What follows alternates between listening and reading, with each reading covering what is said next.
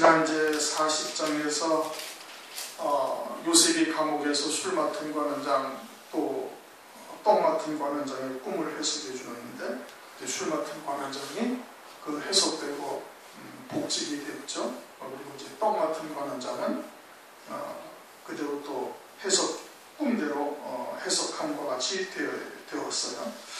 그런데 이제 그 술 맡은 관원장에게 요셉이 특별히 신신당부를 했는데도 불구하고 술 맡은 관원장이 이제 요셉을 잊어버렸더라. 그렇게 이제 23절에 말씀을 하신 후에 41장 1절 만 2년 후에 바로가 꿈을 꾼즉 자기가 하숫가에 섰는데, 그러고서는 이제 2년이 지나서 바로가 꿈을 꾼 거예요. 그 꿈은 누가 꾸게 하신 거예요? 하나님이 꾸게 하신 겁니다.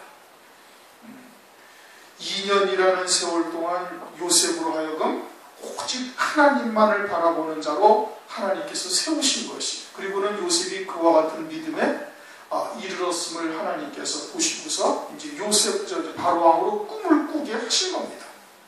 그 주권이 하나님에게 있는 거예요.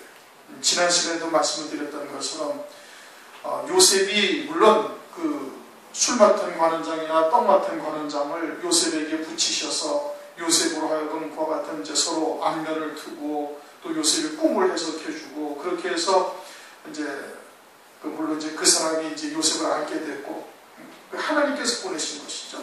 그렇지만 그 사람을 의지하는 그런 일말의 기대 또 소망 이런 것을 싹 버려야 된다 이겁니다. 그 감옥에 집어넣으신 분도 누가 넣으셨다고요? 하나님이 허락을 하신 거예요. 하나님께서 하나님의 뜻을 이루고자 그렇게 은혜를 베풀어 주신 것이죠. 역사를 하신 것이다 이겁니다. 그러면 그 감옥에서 나오게 하시는 분도 누구예요? 하나님이시니까요. 우리 욥기서의 욥이 그러잖아요. 주신 자도 여호와시요 취하신 분도 여호와시다. 실제 눈으로 보이는 모습들은 어땠어요? 그냥 스바 사람들이 와서 또는 하늘에서 막 불이 내려오고 또는 뭐 갈대아 사람들이 와서 다 치고 막 대풍이 불어가지고서는 죽고 그렇게 눈으로 보기에는 그것이 하나님께서 취하신 것이라고 납득하기가 어려운 환경인데, 그런데 그 모든 주권이 누구에게 있다? 하나님에게 있다. 욥은 참 신앙이 대단한 겁니다. 그런데 요셉은 아주 그냥 그 술 맡은 관원장이 나가서 속히 그 문제를 해결해 주기를 그냥 노심초사 일가견 삼추처럼 기다렸던 거예요. 그런데 하루가 지나 3일이 지나 일주일, 3주일, 한 달, 2달 전혀 소식이 없는 감감무소식. 하나님께서 싹 잊어버리게 하신 거거든요. 왜? 일말의 사람을 은근히 기대하는 그것마저도 하나님께서 완전히 다 끊어버리게 하시기 위해서 하나님께서 장자로, 영적인 장자죠. 역대상 5장 2절에 요셉이 영적인 장자라는 장자의 신앙이 되어질 자들의 신앙의 모습이 이러해야 된다라는 것을 우리에게 지금 알려주시는 겁니다. 우리가 어떻게 해야 되는 거예요? 우리도 그렇게 해야 되는 거예요. 그렇게 깨닫게 하시는, 또 그렇게 하나님께서 지혜를 주셔서 알게 하시는 그 은혜가 뭐고, 은혜를 입은 자들은 어떻게 해야 되는 거예요? 속히 깨닫고 우리의 믿음을 돌아보아서 그러한지 그러하지 아니한지를 살펴보고 그러하지 아니하면 속히 그와 같은 믿음의 자리에 서라 이겁니다. 결단하고 그 자리에 쓰려는 거예요. 그렇게 되어지면 하나님께서 바로에게 꿈을 꾸게 하시는 거예요. 하나님께서 역사를 하시는 거예요. 우리의 믿음이 그러한 자리에 이르지 못하였으니까 여전히 그냥 사람을 의지하고 어떤 다른 것을 의지하고 그러니까 하나님의 역사를 우리가 목도하지를 못하시는 겁니다. 전적인 하나님을 전적인 신뢰, 하나님을 전적인 경외함, 절대 경외함, 이것이 우리한테 필요한 거예요. 특히 마지막 때 환난 가운데, 환난 때는 극심한 환난이지 않습니까? 창세일에 없던 환난이라 그렇게 말씀하시니까 벽게 되어질 고통이나 이 충격은 지금까지 겪어왔던 것하고는 비할 바가 없을 수도 있는 거예요. 그러니까 그때를 우리가 이기기 위해서는 이와 같은 믿음이 아니고서는 장자의 자리에 이를 수가 없다 이겁니다.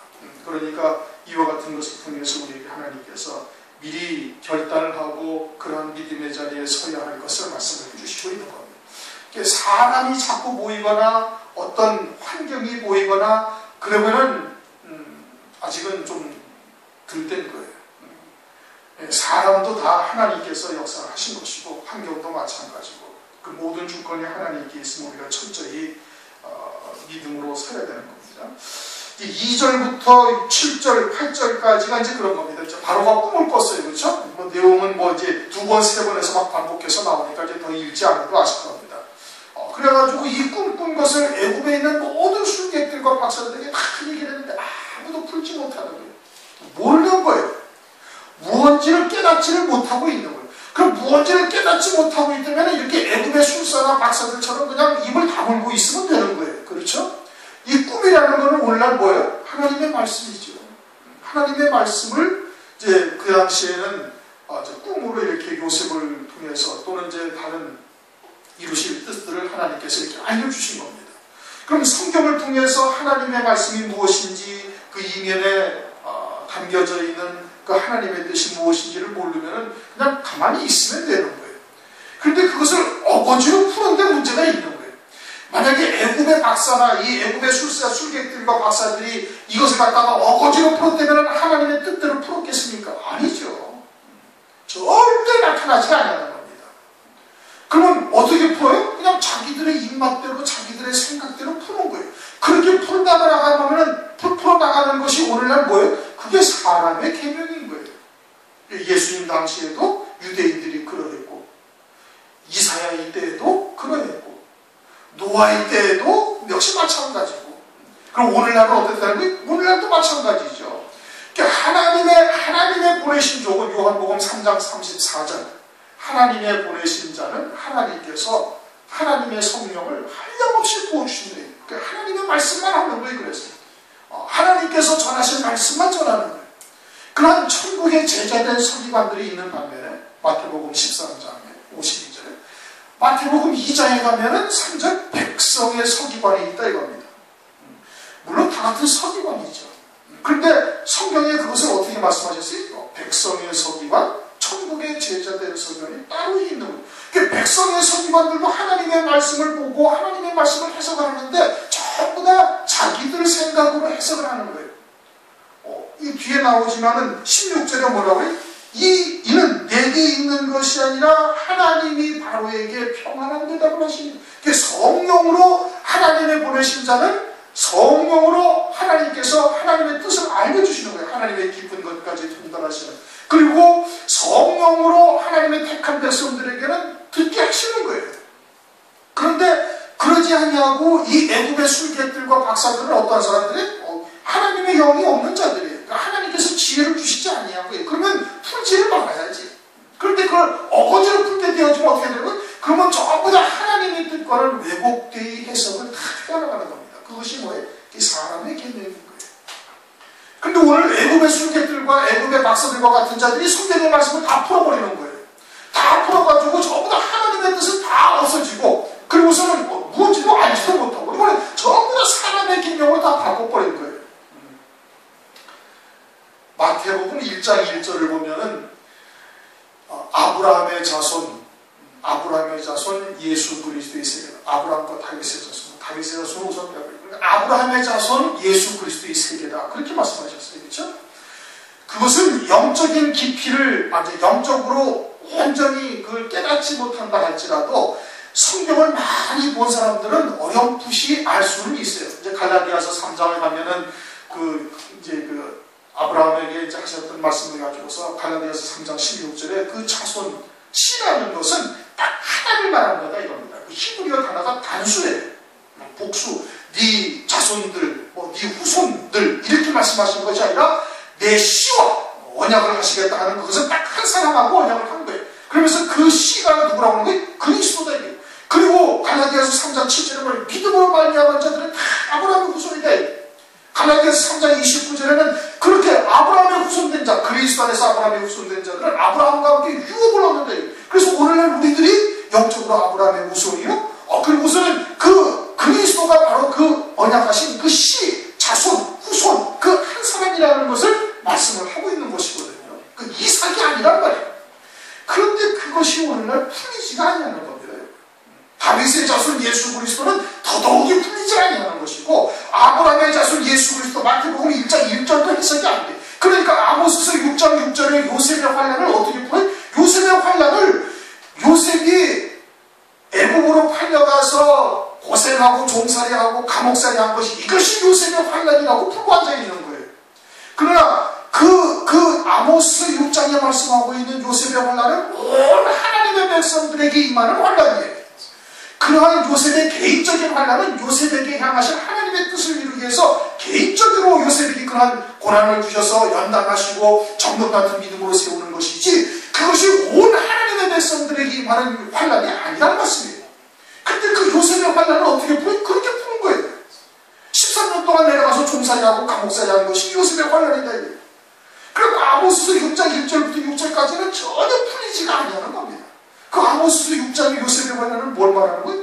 하늘의 언약, 적그리스도의 환난을 말하는 거예요. 그때 화 있을진저 시온에서 안일한 자와 사마리아 산에서 마음이 든든한 자, 영국 중에 요셉의 유명함으로 많은 이스라엘 족속이 따르는 자들, 대적으로 포도주를 마시고 귀한 기름을 먹으며 바르면서도 요셉의 환난을 인하여 근심하지 아니하는 자들, 그건 노아의 때와 똑같은 말씀이고 완전한 착을 이루는 말씀이거든요. 정확한 거예요. 그런 것이 전혀 풀리지 아니하니까 엉뚱한 해석을 하는 겁니다. 감옥살이하고 내려가서 종으로 팔려가가지고 13년 동안 고생한 게 그게 요셉의 환난이에요. 이런 기가 막히게 참 사람 중심으로 풀어놓는 것이죠. 그 애굽의 술객들과 박사들 불러 그들에게 꿈을 구하였으나 그것을 바르게 해석하는 자가 없었다. 봐서 하나님께서 깨닫게 하지 않으시면 그냥 가만히 있으면 되는 거예요. 그리고 깨달은 자에게 듣고 과연 그러한가 하나님의 말씀을 듣다 보면서 베레아 사람처럼 기도하고 하나님께 막 부르짖어 기도하고 하나님 앞에 구하고 두드리고 그러고서는 찾아야지. 근데 그러지 아니하고 그냥 다 해석을 하니까 하나님의 말씀이 전부 다 왜곡돼 엉뚱한 대로 가는 겁니다. 엉뚱한 대로 전부 다 그냥 사람 기복적 신앙, 세속적 신앙으로 전부 다 변질되어져 버리는 거예요. 이 사람의 계명이 됩니다. 그런데 그러한 말씀을 듣고 신앙생활을 하다 보니까 노아의 때와 같이 이루어져서 먹고 마시고 시집가고 있으면서 홍수가 나서 저희를 단별하기까지 깨닫지 못하게 되어지는 일이 벌어지게 되어지는 겁니다. 마지막 때. 9절 술 맡은 관원장이 바로에게 구하여 가로되 내가 오늘날 나의 허물을 추억하는다. 그때서야 술 맡은 관원장이 딱 생각이 난 거예요. 누가 생각나게 하신 거예요? 하나님께서 하신 거예요. 이렇게 구원하는 역사는 누가 이루시는 거예요? 하나님이 하시는 거예요. 사람의 표면적에 나타나고 어떤 환경에 나타났다 하지만 그건 실상이 아니에요. 실상은 누구예요? 하나님이시라니까요. 이 세상이 실상이 아니라 실상은 어디가 실상이에요? 영원한 나라가 실상이에요. 우리는 육신을 잠깐 입고 있다 다 떠나요. 어떤 사람이 200년을 살겠습니까? 300년을 살겠습니까? 잘 살아야 7, 80년이고 7, 80년 넘어가면 그냥 골골골골 하다가 그건 살아도 별 의미가 없는 거예요. 하나님의 일에 믿음으로 열매 맺어 나갈 일도 별로 없는 거예요. 그러니 이 세상이 실상이 아닌데 그 눈에 보이는 것을 가지고 자꾸 쫓고 있는 이런 어리석음을 버린단 말이에요. 누가 꿈을 꾸게 하셨어요? 깨닫게 하신 거예요? 하나님께서 다 하신 거예요. 그러니까 하나님에게만 아뢰고 은밀한 중에 보시는 하나님께만 구하면 되는 거예요. 그러면서 12절 그곳 12대장 종된 히브리 소년이 우리와 함께 이끌어 히브리 소년이다. 히브리 사람이라는 얘기죠. 누가? 요셉이. 자기들은 아니고 요셉이 히브리 사람이다. 히브리 사람이라는 게 뭐예요? 강을 건넌 자들. 어떤 강을 건넌 자? 육체를 벗어난 육체의 강을 건넌 자다 이겁니다. 오늘날로 말하면 이제 그리스도의 이름으로 세례받은 자가 되는 거예요. 그리스도의 이름으로 세례를 받았다는 것이 어떤 의미가 있어요? 나는 예수와 함께 우리의 죄악된 몸은 죄된 몸은 예수와 함께 이미 죽은 존재고 이제는 그리스도 안에서 새 피조물이 되어져서 새 생명으로만 사는 자인데 그 새 생명이라는 것은 영원한 생명이다. 그러니까 나는 예수를 믿는 믿음으로 산다는 것은 그 영원한 생명으로 하늘을 위해 예비하신 영광을 바라보면서 살아가는 자예요. 믿음으로 살아가는 거지. 그러니까요. 그렇게 믿음으로 살아가는 자들에게는 하나님께서 보여주시는 거예요. 보여지게 하는 거예요. 깨닫게 하시는 거예요. 성령으로 가르치시고 성령으로 생각나게 하시고 성령으로 깨닫게 하시고 그렇게 히브리 사람이 된 종들에게는 하나님께서 하나님의 말씀을 하게 하시는데 하나님의 영을 부어주셔서 한량없이 부어주셔서 하나님의 말씀만 하게 하는 것이고 히브리인 된 사람 성도에게는 성령으로 깨우쳐 주시는 거예요. 새 생명으로 사는 자여야 그와 같은 영에 속한 말씀, 하늘에 속한 말씀들을 들을 수가 있게 되어진다 이겁니다. 그래가지고 히브리서는 이제 요셉이 딱 생각나서 이제 바로에게 딱 고합니다. 14절 이에 바로가 보내어 요셉을 부르매. 그래가지고 16절 요셉이 바로에게 대답하여 가로되 이는 내게 있는 것이 아니라 하나님이 바로에게 평안한 대답을 하십니다. 누가 그와 같은 은혜를 베풀어 주시는 건 하나님이 주시는 거예요. 베드로가 주님에게 주는 그리스도시요 살아계신 하나님의 아들에게 알마시구나 이거 참으로 복이 있다. 이것을 알게 하신 이는 하늘에 계신 아버지께서 알게 하신 것이다 이겁니다. 하나님의 말씀을 듣게 하시는 것도 성령의 은혜인 겁니다. 우리의 인간의 지혜나 인간의 지식으로는 1 더하기 1은 딱 2밖에 안 나오게 되어져 있는 거예요. 그렇죠? 아주 논리적이고 아주 이성적이고 과학적인 사고방식밖에 할 수 없도록 어려서부터 그렇게 다 자라온 거예요. 배워온 거예요. 그래가지고 그런 생각밖에 못하는 거예요. 그러니까 하나님의 나라, 천국, 영원한 나라 그것을 가봐야 하는 것이지 이 땅에서는 도저히 설명이 되어질 수가 없는 거예요. 그런데 어떻게 믿게 하시는 거예요? 하나님이 믿게 하시는 거예요. 성령으로 믿게 하시는 거예요. 성령으로 아니하고는 예수 그리스도를 주라고 누구도 고백할 수가 없다 이거예요.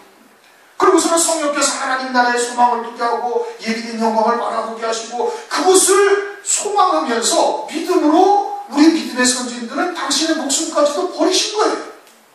이 기가 막힌 오르 아니겠습니까? 그럼 이성적으로 판단하면 도무지 답이 안 나오는 거예요. 아브라함이 모리아산에 데리고 가서 이삭을 데려가서 번제해서 칼로들을 치려고 하면 그는 논리적으로 이성적으로 아무도 답을 할 수 있는 사람이 아무도 없는 겁니다. 그냥 믿음으로만 되는 거예요. 믿음으로만. 그 누가 주시는 거라고요? 하나님이 주시는 거예요. 성령으로 오늘날 우리에게 그렇게 깨닫게 하신다 이겁니다. 그러니까 우리 안에서 이제 이성과 그와 같은 하나님의 영이 늘 싸우는 거예요. 이제 그것은 소위 이제 본인이 이제 갈등을 느끼는 겁니다. 갈라디아서 5장에 말씀을 하고 육체의 소욕과 성령의 소욕은 서로 이루지 못하게 늘 대적하고 거슬리고 있다 이겁니다. 믿음의 사람은 어디에 손을 들겠어요? 성령의 인도하심을 쫓는 것이고 믿음이 아직은 많이 부족하면 어디를 쫓겠어요? 육체의 소욕을 따라 살아가게 되어지는 것이죠. 그러니까 로마서 8장에 말해 너는 영으로서 너희 몸을 죽이면 그러면 산다 이거예요. 육신의 생각은 사망이요 영의 생각은 영원한 평강이고 그러니 그와 같은 갈등이 있을 때 하나님의 말씀을 보고 기도하고 찬송을 부르면서 주의 뜻을 구하면 성령께서는 어디로 인도하시겠어요? 하나님의 뜻 가운데로 반드시 인도하시는 겁니다. 기도가 되지 않으면 찬양이라도 부르셔야 돼요. 아주 크게 찬양하고 그리고 기도하고 그리고 말씀을 보면 반드시 하나님의 뜻 가운데로 하나님께서 인도를 하십니다. 그러기 위해서 이제 또 17절부터 이제 바로가 또 꿈에 대해서 쭉 설명을 합니다. 그래가지고 24절 그 꿈을 술객에게 말하였으나 그것을 내게 보이는 자가 없느니라. 그러자 이제 요셉이 딱 말을 받아서 합니다. 그것은 한 꿈이다 이거. 하나님께서 이미 정하셨다 이거. 그리고서는 7배 풍년과 7배 흉년에 대해서 이제 바로에게 설명을 쭉 해주는 겁니다. 그리고 이제 실제로 그렇게 이루어졌어요. 그렇게 이루어지면서 이제 요셉이 그와 같은 해에 5분의 1씩을 어떻게 하라? 5분의 1씩을 거두어서 저축을 하라. 그렇게 얘기를 합니다. 5분의 1씩을. 그럼 5분의 1씩을 거두어서 저축을 해가지고 7회 흉년을 지나는데 7회 흉년을 아주 넉넉하게 지납니다. 창세기는 다 읽어보셨겠지만 그렇죠? 그냥 풍년의 때 5분의 1을 비축을 했는데 그 5분의 1 가지고 그냥 아주 근근히 영명해 나가는 것이 아니라 그 이웃 사람들한테도 다 이웃 나라에게 양식을 다 팔고 그리고는 애국 나라는 아주 풍족하게 지내는 거예요. 그것은 어떻게 된 것이냐? 그럼 5배를 주셨다 이겁니다. 그럼 어떻게 5배라고 딱 단정을 할 수가 있느냐? 그것은 이제 베냐민을 통해서 베냐민에게 창세기 43장 34절에 5배를 줘요. 그렇죠? 베냐민에게 5배를 주는 겁니다. 그러면서 창세기 44장을 가면은 야곱이 나는 내 아내가 내게 아들을 둘만 주었다. 실제는 몇 명인데 12명이에요. 근데 자기에게 아들이 딱 둘밖에 없대. 라헬이 낳은 요셉과 베냐민밖에 없는 거예요. 무엇을 의미하는 거예요? 그들이 그 환난을 이기는 자들이 되어줌을 말씀을 하고 있는 것이죠. 그래서 풍년의 때 몇 배의 양식을 준다? 5배의 양식을 주는 거예요. 또한 거기뿐만이 아니라 룻기서에도 보면은 룻이 보아스의 밭에 가서 양식을 이제 줍습니다. 양식을 줬는데 그 보아스의 밭에서 양식을 주는 것이 한 오멜이다. 그렇게 막 한 에바다. 룻기서 2장 17절에 그렇게 말씀하고 있어요. 한 에바를 주었어요. 근데 출애굽기를 보면은 하루의 양식이 한 호멜인 겁니다. 호멜과 에바의 단위는 한 호멜의 5배가 한 에바예요. 그렇게 룻도 양식을 몇 배의 양식을 얻은 거예요? 5배의 양식을 얻은 거예요. 그 룻은 두말할 것도 없이 신부의 신앙의 모델이 되는 겁니다. 신부를 상징하고 있는 거예요. 보아스는 신랑 되시는 예수님을 상징하고 있는 것이고, 그러니까 신랑 되시는 예수님을 맞이할 신부는 반드시 5배의 양식을 먹어야 될 것을 베냐민을 통해서, 그 다음에 룻을 통해서 우리에게 알려주시는 겁니다. 그럼 풍년의 때에 몇 배를 준 거예요? 5배를 준 것이고, 그것의 5분의 1만 비축을 했음에도 일반적인 풍년의 때처럼 아주 그냥 평소의 때처럼 넉넉하게 먹고 지낼 수 있는 양을 하나님께서 주신 거예요. 그것은 무엇을 말하는가? 이제 요셉의 환난을 앞두고 있는 오늘날 우리들에게 하나님께서 그 은혜 시대에 우리에게 5배의 양식을 주신다, 이 뜻인 겁니다. 이 5배의 양식을 오늘날 우리들이 먹는 자들이 되어야 되는 거예요. 그것을 위해서 기도하고 그것을 위해서 하나님 앞에 간구를 해야 되는 것이죠. 5배의 양식을 먹어 속히 그와 같은 어린 양의 생명책이 우리 이름이 농명이 될 뿐 아니라 또 주의 길을 예비하는 종으로까지 쓰임받을 수 있는 자들의 길을 위해서 하나님께 기도하셔야 되는 거예요. 특별히 마지막 때 1260일 동안 예언해야 할 종들은 하나님의 말씀이 아구까지 채워져야 될 것을 요한복음 2장을 통해서 우리에게 계시를 해주고 있는 겁니다. 때에 따른 말씀으로, 마지막 때 예언하는 말씀으로 그와 같은 말씀이 채워져야만 되는 거예요. 그러니까 부단히 그것을 위해서 기도할 뿐 아니라 말씀도 봐야 되는 거죠. 그렇죠? 말씀도 봐야 되는 것이고, 기도를 해야 되는 것이고, 말씀을 듣기에도 또한 게을러서는 아니 되는 겁니다. 요셉의 환난을 통해서 하나님께서 우리에게 주시는 메시지가 또한 그러한 것이고, 36절 다시 한번 읽어보십시다. 36절 시작. 이와 같이 그 공물을 이 땅에 저장하여 애굽 땅에 임할 7회 흉년을 예비하시는 땅이 이 흉년을 인하여 멸망치 아니하리라. 어디다 저장한다고? 이 땅에다가. 우리의 심령 속에다 그와 같은 하나님의 말씀을 비축을 해둬야 되는 거예요. 그래서 이제 노아의 방주가 이제 등장을 하는 겁니다. 노아의 방주는 뭘로 짓는 거예요? 말씀으로 짓는 거예요. 그건 심령의 방주죠.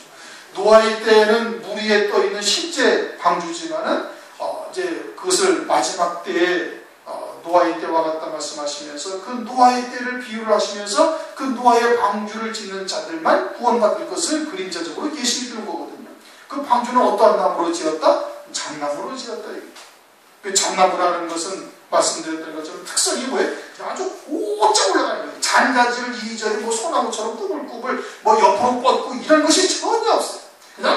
그냥 일직선으로 그냥 하늘을 향해서 곧장 올라간다. 그와 같이 오직 하늘 소망으로만 살아야 될 것을 말씀을 하고 있고, 그리고서는 그 방주를 안팎으로 역청을 발랐다는 거예요. 안에서도 바르고 밖에서도 바르고, 밖에서 바르는 것은 그런 세상의 미혹, 세상의 죄악된 것들, 이런 것이 안으로 스며들지 못하게 하는 거예요. 그게 그와 같은 자리를 요셉처럼 박차고 나와야 할 것이고, 그러한 미혹의 역사가 있는 곳에 가서는 아니 되는 거예요. 스스로 믿음을 지킬 수 있어야 되는 거예요.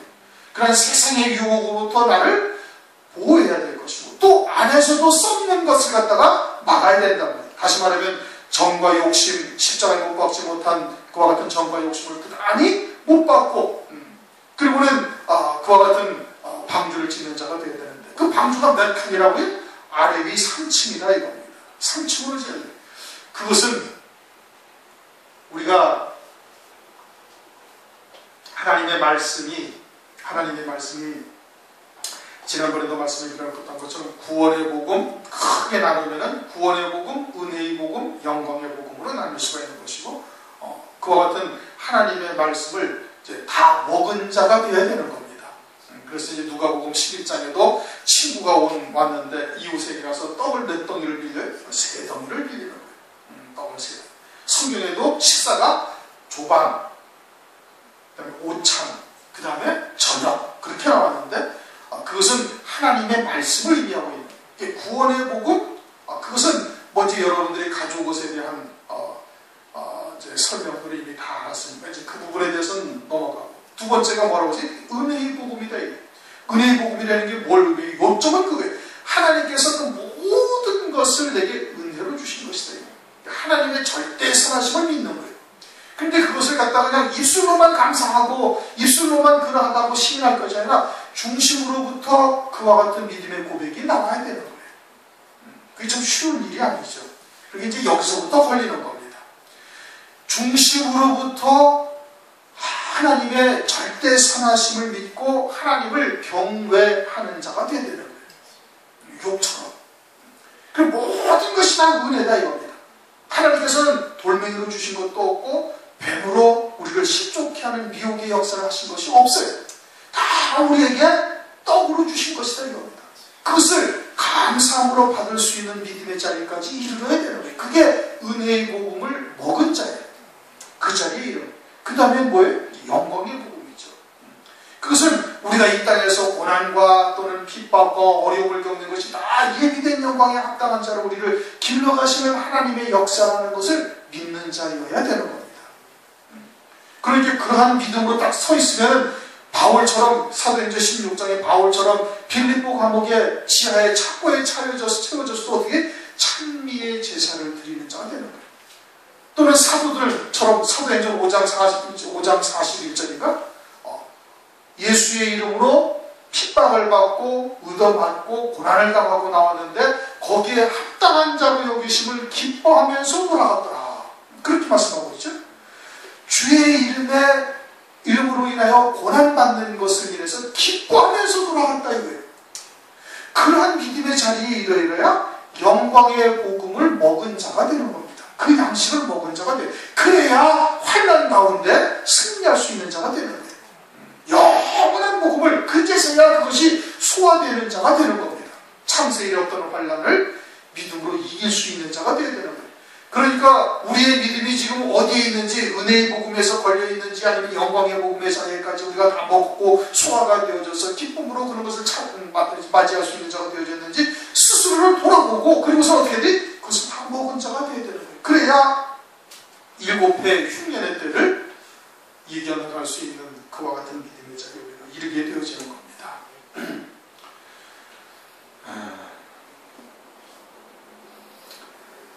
목사인 저도요, 말씀은 증거하는데 막상 현실로 다가오면 탁 튀어나오지를 못해. 그게 우리의 믿음의 주소인 거예요. 그러니까 그럴 때마다 부단히 하나님의 무릎을 꿇고 그러한 부분에 대해서 하나님 앞에 기도합니다. 여러분들도 역시 그렇게 하셔야 되는 거예요. 하나님 앞에 자신은 그러지 못한데, 속은 그렇지 아니한데 그냥 입술만 가지고서 하나님 앞에 얘기한다. 그건 되는 게 아니죠. 하나님은 우리의 마음과 생각까지도 다 감찰하시지 않습니까? 다 아시고 계시는데 그렇게 기도하면 그건 조금 나쁘게 표현하면 그건 가증한 기도의 하나가 되는 겁니다. 연약하면 연약한 대로 그냥 하나님 앞에 나오면 되는 거예요. 그리고 하나님의 도우심을 구해야죠. 그렇지 않습니까? 자식을 길러보면 그러한 자식이 다가올 때 참 부모도 눈물이 흘려지는. 그건 하나님 아버지는 어때요? 하나님 아버지 똑같은 거예요. 그것을 통해서 아버지의 심정, 하나님 아버지의 심정을 우리가 하여금 이해하시기 위해서 자녀들을 낳고 생육 번성하게 하신 거 아니겠습니까? 그러니까 그냥 있는 그대로 주님 앞에 나와가지고 하나님의 도우심을 구해야 되는 거예요. 나도 그러하고 싶어. 사도 바울이 로마서 7장에 어떻게 했어요? 속사람으로는 하나님의 법을 줬는데 이 내 마음속에 또 다른 법이 있어서 그냥 사망 아래로 나를 잡아오는 것을 내가 보고 있다. 그 하나님 앞에 아주 그대로 구하는 거예요. 사도라고 해서 당신의 마음은 아주 그냥 하얗고 주님처럼 살고 있다. 어느 누구도 그렇게 살 수 있는 사람은 세상에 아무도 존재하지 않습니다. 하나님밖에는 없어요. 왜요? 그분은 여자의 후손이니까. 우리는 다 남자의 후손으로 이 땅에 온 거예요. 나름대로 전부 다 연약한 모습이 있고 아킬레스건이 누구나 다 있는 거거든요. 그러니까 그대로 하나님 앞에 엎드려서 하나님의 도우심을 구하는 것이, 그것이 하나님의 도우심을 받을 수 있는 비결인 거예요. 있는 그대로 주님 앞에 나오고, 그리고 그렇게 연약할 때마다 깨닫고 하나님 앞에 기도하면서, 또 그러는 금식이라도 하면 더욱 좋은 것이고, 아침 금식이라든지 아니면 금식이라도 하나님 앞에 처절하게 부르짖고, 그리고 스스로를 회개하고, 그렇게 주님 앞에 나올 때 하나님이 그 얼마나 기쁘게 보시겠느냐. 노아의 때와 같은 이때 전부 다 신앙의 목표가 그냥 먹고 마시고 시집가고 장가가는 것밖에는 다른 것이 없는 이러한 시대에 재림하실 주님의 때가 된다고 그 주님을 맞이하기 위해서 막 부르짖고 기도하고, 자신이 그렇게 이르지 못하는 자신을 바라보면서 막 애통해하면서 가슴을 치면서 기도하는 그러한 하나님의 자녀를 보면 하나님이 어떠하시느냐고요. 아가서 4장인가 말씀하는데, 네가 나를 한 번 바라보므로 내 마음이 다 빼앗겼다는 거예요. 그것이 하나님 아버지의 심정이시되는 거예요. 우리가 더 하나님 앞에 솔직히 나가시고, 더 기도하시고, 말씀을 보시고, 세상이 어떻게 돌아가든 그런 거에 우리의 마음 쓸 거 하나 없습니다. 만약에 만에 하나, 천에 하나, 설령 제 세대에 주님이 오시지 않는다 할지라도 그렇게 살아간 삶은 하나도 열매가 되는 것이 아니에요. 그건 믿음으로 사는 것이 절대 아닌 겁니다. 이게 절대 여러분 손에 갈 거 하나 없는 거예요. 그러나 시대적인 상황이나 하나님의 말씀을 보면은 주님의 때가 정말 다 될 겁니다, 여러분. 지난번에도 우리가 잠깐 얘기했지 않습니까? 신촌에서 동성애자들이 퍼레이드를 벌이면서 나치 쇼를 벌이고 별 회개한 짓을 다 하고 들어가는 거예요. 이 우리나라도 이제 이런 실정이 된 거예요. 소돔과 고모라가 어땠다고요? 지금이 그런 겁니다. 지금이 그런 거예요. 더 이상 말세의 징조를 뭘 찾을 수가 있겠습니까? 그러니까 더욱더 기도와 말씀과 기도에 더욱더 힘쓰시고